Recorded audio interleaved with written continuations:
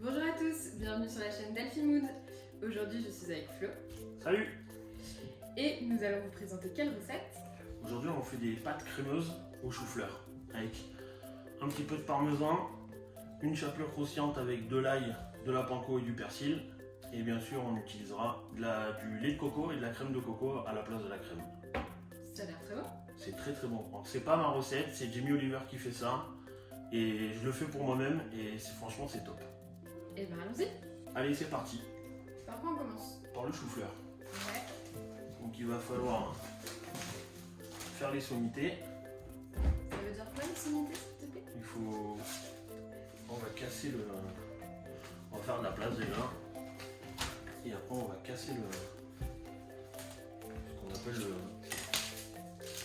Je sais pas si on peut dire c'est le bois. Moi j'ai toujours appelé ça le bois, mais c'est sur les asperges. On va enlever quelques feuilles là, d'abord. Pour avoir bien la racine.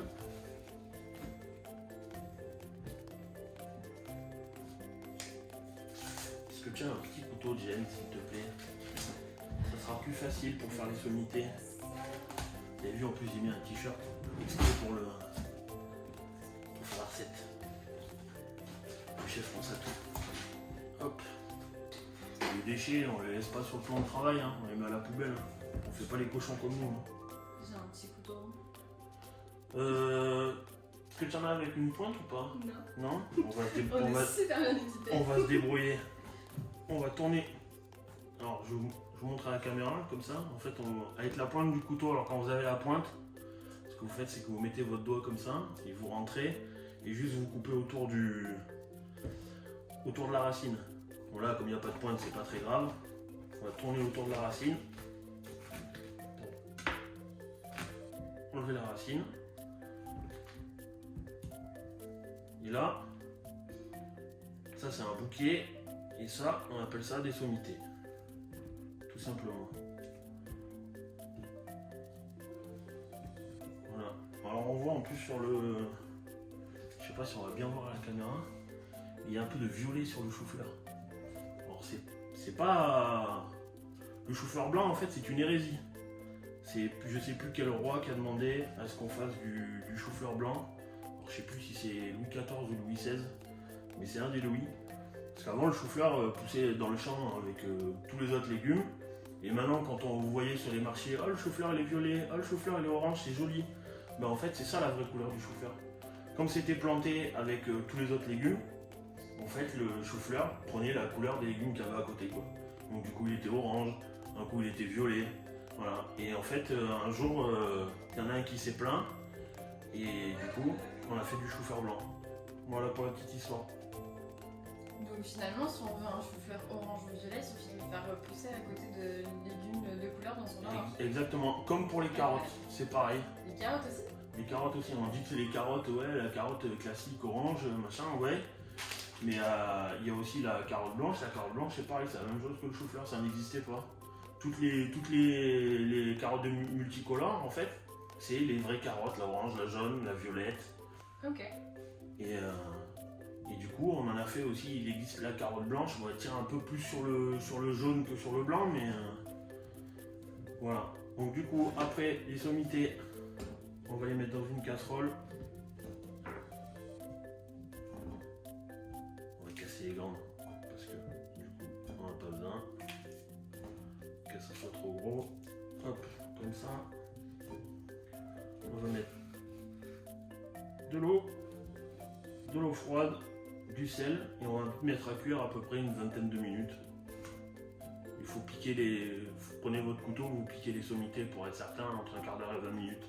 Ça dépend de la grosseur. Donc pendant que le chou-fleur cuit, on va s'attaquer à la chapelure, c'est ça? Exactement. On va hacher de l'ail.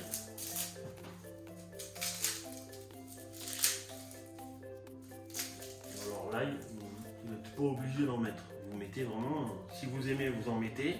Si vous aimez pas trop ou un petit peu, si vous aimez pas, vous en mettez pas. Si vous aimez un petit peu, vous en mettez une gousse, ça suffit. Et si vous aimez ça, vous en mettez le nombre que vous voulez. Si vous êtes du sud, vous êtes obligé d'aimer ça.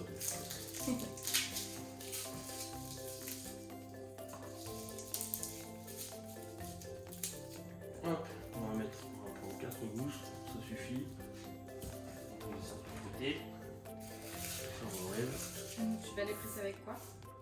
Soit on le fait avec le couteau, soit avec la paume de la main. D'accord. Donc avec le couteau, c'est pas compliqué. On prend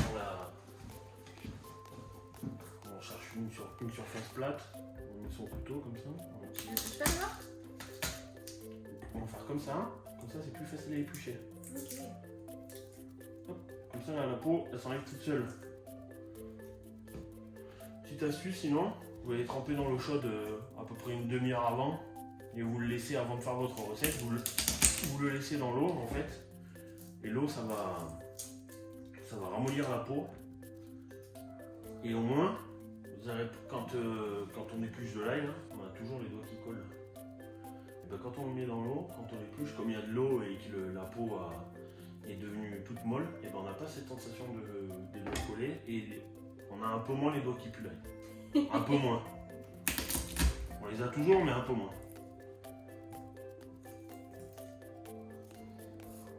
Donc vous pensez toujours à l'ouvrir et à enlever le germe, à part quand c'est de l'ail nouveau. C'est plus digeste en fait. Vous pouvez le laisser, c'est pas dramatique non plus. Mais vaut mieux l'enlever.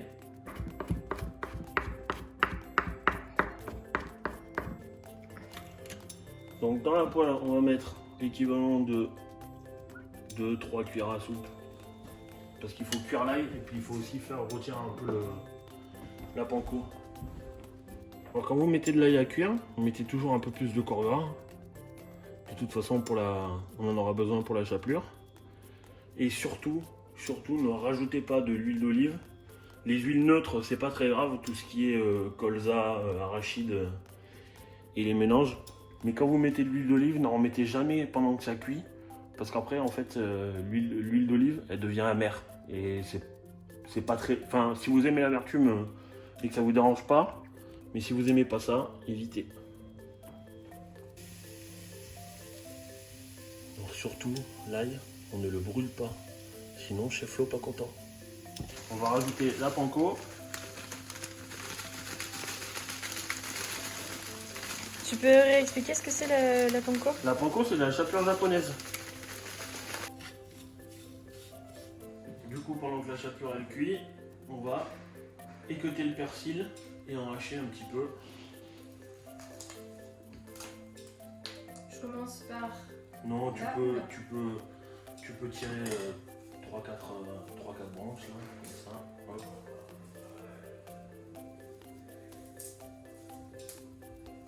Voilà, là il y en aura assez.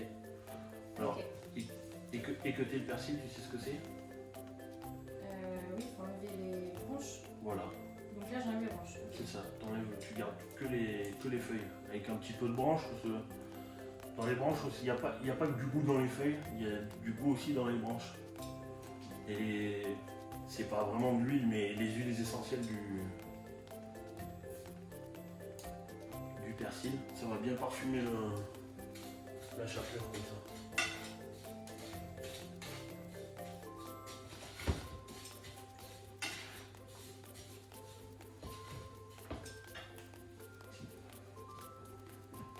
Ça, il y a toujours un souci d'économie. Ne jetez pas les branches. Vous pouvez les utiliser pour cuire vous faites des bouillons de légumes. Si vous avez un congélateur, vous mettez au congélateur. Prenez la plus grosse casserole que vous avez, un poireau, une carotte, un oignon, 2-3 gousses d'ail. Si vous allez sur le marché et que vous trouvez que chez votre maraîcher il a du persil qui est pas joli, et ben vous lui demandez qu'il vous fasse un prix et puis vous lui prenez et puis vous mettez ça dans votre bouillon. Vous faites la plus grosse casserole que vous pouvez, vous mettez ça une fois froid dans des bouteilles en plastique au congélateur. En verre, oui, c'est mieux. Oui, c'est vrai. Vous allez acheter du coup des bouteilles en verre. Et si jamais vous avez des bouteilles en plastique, ne les jetez pas, utilisez-les. Même s'il n'y a pas dans la poubelle recyclée. Et vous mettez ça dans votre congélateur et vous sortez quand vous en avez besoin. Vous en faites des glaçons aussi. Ouais, pour faire comme les petits cubes. Comme les cubes de cubord déshydratés quoi. Voilà. Vous utilisez ça pour cuire du riz, pour cuire vos légumes. Tu peux hacher Je lâche. Tu peux hacher. Ouais. Alors le but, quand tu fais ça, comme ça, le but c'est de... Tu fais un gros tas. Tu le froisses bien. Déjà, parce que ça va sortir le goût. Parce que vous sentez les doigts quand vous faites les herbes, vous verrez si vous les froissez bien. Vous avez déjà bien le goût sur les doigts. Faut surveiller la panko, mais faut pas qu'elle brûle. Sinon je vais me faire engueuler par madame.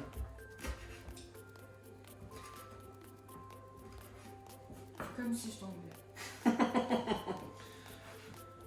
Voilà. Impeccable. Ça c'est bon? C'est bon, impeccable. Donc le persil, on va le mettre où? On va le mettre dans la chapelure une fois qu'elle a un tout petit peu refroidi. Okay. Parce qu'on veut pas brûler on va pas le brûler le persil.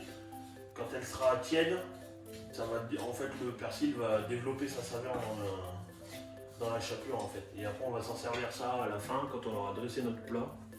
On mettra un peu de chapelure dessus. Ça fera un petit croustillant en plus. C'est le top. Moi je le fais très souvent quand je mange des pâtes, même à l'huile d'olive ou quoi.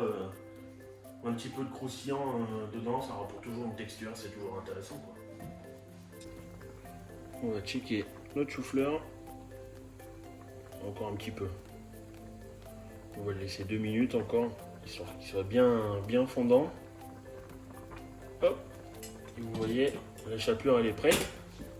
On va la débarrasser dans un petit bol pour qu'elle refroidisse un peu. Et après on ajoutera notre persil. Donc on a mis la chapelure dans une assiette. Là elle est tiède. Du coup Jen va mettre le persil dans la chapelure. On va mélanger. Et là comme c'est tiède, le persil ne va pas trop chauffer, ne va pas brûler. Et du coup on va développer tous ces arômes.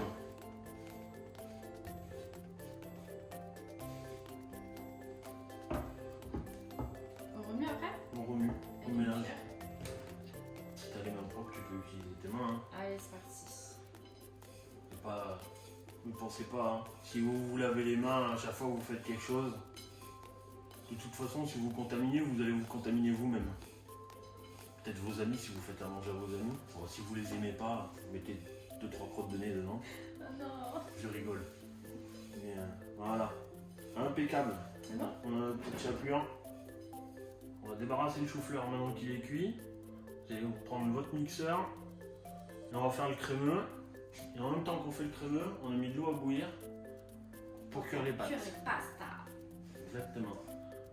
On va se garder quelques petites sommités là sur le côté pour mettre sur le plat à la fin.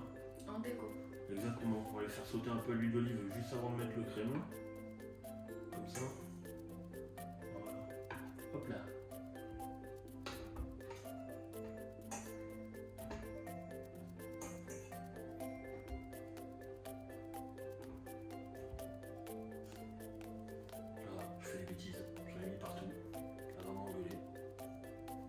Ça va, ça a sauté dans les têtes. Parfait. Voilà, on va aller jusqu'au bout. On va le casser un petit peu. Vous voyez qu'il est cuit, il est encore un peu croquant, mais c'est pas très grave. On va mettre un petit peu plus. Impeccable. Ce qu'on fait, c'est qu'on va s'ouvrir le lait de coco et la crème des cocos. Tu veux un ciseau s'il te plaît? Mais j'en ai pas. C'est vrai? Eh ben on va le faire au couteau. Voilà, C'est pas grave. Donc, comme ça, vous pouvez voir qu'on peut faire de la très bonne cuisine avec très peu d'ustensiles. Avec un couteau et un peu de bonne volonté, on fait n'importe quoi. On fait tout. On va mettre d'abord le lait. Et est-ce que tu peux nous expliquer ce que c'est la différence entre le lait de coco et la crème de coco? Alors là, je n'en sais rien du tout. Véridiquement, je ne sais pas pourquoi on a lait de coco ou crème de coco, je ne sais pas du tout. Je m'en suis jamais intéressé en fait. Mais en tout cas, la texture est différente. Oui, la texture est différente puisque la crème est beaucoup plus épaisse donc de base. Donc, voilà. Hop, on va mettre un petit peu de sel. Pas trop parce que comme on va mettre du parmesan, ça va saler.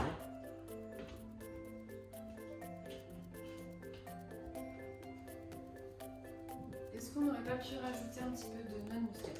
Si, on peut aussi, de la noix de muscade. Si vous voulez mettre des épices dedans, vous avez le droit de mettre des épices. Curry, Du curry, paprika. du paprika fumé aussi. Qu'est-ce qui marche? Si vous aimez le citron aussi, le citron marche très bien avec le chou-fleur. À la fin, vous faites votre crème de chou-fleur, à la fin vous mettez les petits zestes de citron dedans. Là c'est des citrons bio surtout, non traités, après récolte. Parce qu'ici ils sont traités après récolte, du coup c'est pas bon. Il y a tous les produits chimiques sur le citron, vous aurez beau le laver, ça sert à rien. Donc là vous utilisez les zestes de citron, du jaune, du vert. Et après vous pouvez aussi mettre votre jus de citron dans la crème, ça donne du goût. Donc les épices, du citron, un petit peu d'huile de noisette aussi dedans. Noisette, noix, ça marche très bien. Voilà. Truffe. Aussi. Chou-fleur truffe, ouais. Chou-fleur truffe. On valide. On valide fort même. Du coup, on va laisser notre crème là. Et l'eau va bientôt bouillir. Et en attendant, on va faire cuire nos petites sommités à l'huile d'olive. Donc si tu veux cuire les sommités, Ok, donc on fait Très d'abord chargée. chauffer l'huile. ouais, on va faire chauffer un peu d'huile.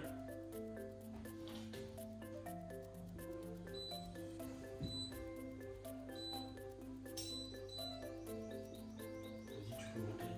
Je pense. Ouais, Max. ouais, monte au max. On est au max.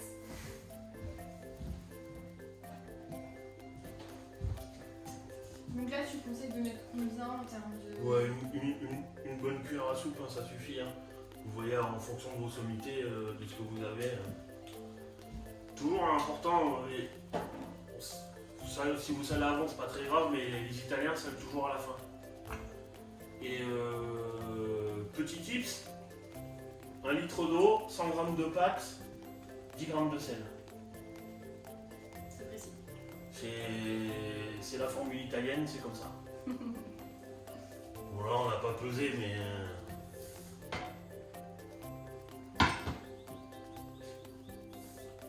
Plus vous salez votre eau, normalement faut qu'elle soit très très salée, limite eau de mer.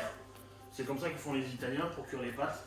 De toute façon après quand vous les enlevez, quand vous mettez dans les crèmes et les machins, si vous n'avez pas assaisonné, c'est pas grave. Parce que de toute façon la pâte est assaisonnée, comme elle se mélange avec le reste, c'est impeccable. Je peux mettre tout de suite dans la casserole? Vas-y, mets dans la poêle. On va faire sauter un petit peu.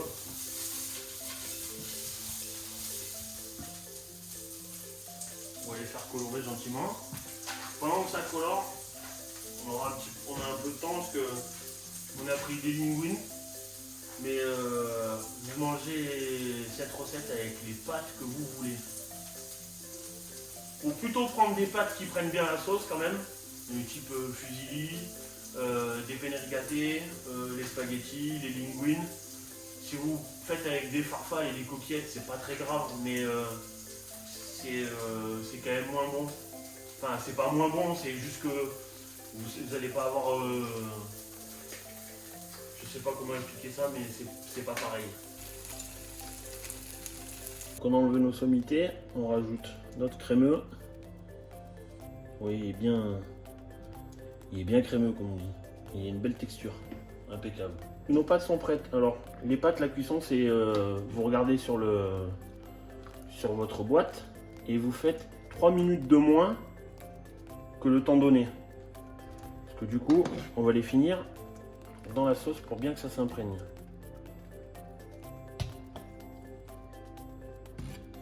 Ça a l'air méga bon. Ouais, ça va être pas mal. Déjà, ça sentait bien la coco. Je pense qu'on va se régaler. Surtout, jetez pas l'eau, on la garde. Je vais arrêter celui-là. Je vais allumer mon autre feu à feu moyen.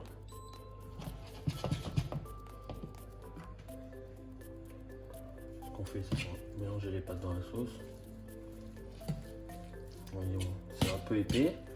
Donc, ce qu'on va faire, c'est qu'on va prendre un peu de la cuisson d'eau des pâtes pour bien que nos pâtes terminent de cuire.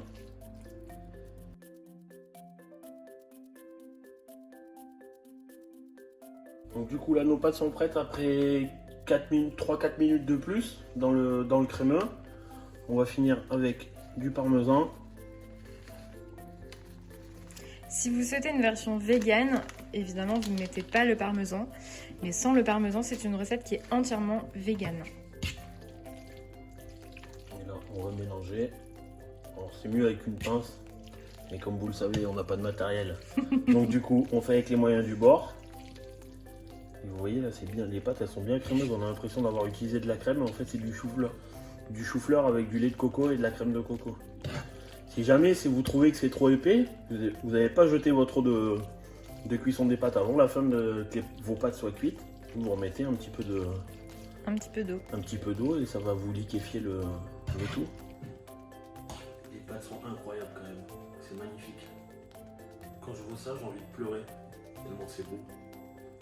Hop, maintenant on va passer au dressage. Alors, on a pris un plat central. Alors quand vous prenez une pince, c'est beaucoup mieux. Voilà. Heureusement que c'est tombé, comme l'a dit Jade tout à l'heure, c'est tombé dans l'assiette. On va en mettre un tout petit peu plus. Hop là, parfait. T'as pas mis ton tablier aujourd'hui? Non, j'avais pas envie parce que j'ai mis mon t-shirt préféré. Du coup, on a nos pâtes dans l'assiette. Ce qu'on fait, c'est qu'on va se mettre un petit peu de chapelure dessus. N'hésitez pas, hein, si vous en voulez beaucoup, vous en mettez beaucoup. Si vous en voulez pas, vous en mettez pas. Et on va mettre nos petits sommités jolis, un peu sur le côté, un peu dessus.